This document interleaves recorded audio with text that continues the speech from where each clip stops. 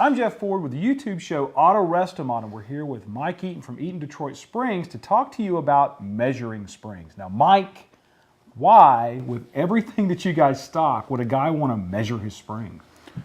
Well, there are the rare occasions that somebody is building a special vehicle, street rods is a perfect example, to where the spring was originally a transverse spring, in the case of the early Fords, and they've put on parallel springs. And we have no idea what the springs are on that vehicle.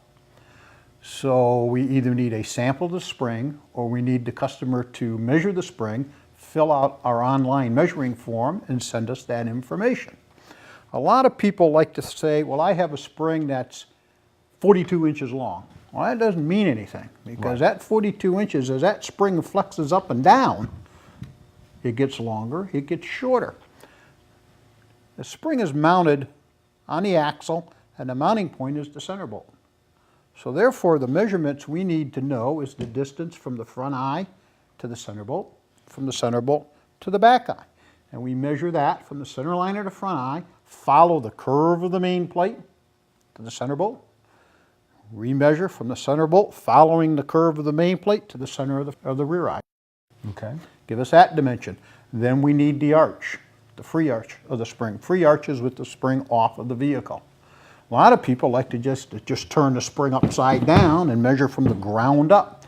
Well, that's no good, because the spring isn't mounted by the top of the eyes. The springs are mounted through the center line of the eyes. Now, if this eye was a 2-inch eye, and we measured from the top, we'd be a different arch if this spring was a 1-inch eye, measured from the top. So therefore, we draw a straight line between the center line of the eyes, and we take that line and we measure down to the top of the main plate next to the center bolt. That gives us all the information we need to know on how to measure a spring. Of course, we also need the width too, but So minor little detail yeah, little there. details, Little like detail, widths and things like that. And then you can basically, again, since you're a company that pulls the steel in from the back, does all the work on it, you can actually develop and build that spring right there at your plant in Detroit. And we can manufacture that from raw steel right to the finished product. That is correct. Awesome. And all that information on what to measure is found on our website. If you go to eatonsprings.com/measure, and the measuring form will come up. Great. And if you have any other questions about the Eaton product line, you can go out to their website, www.eatonsprings.com.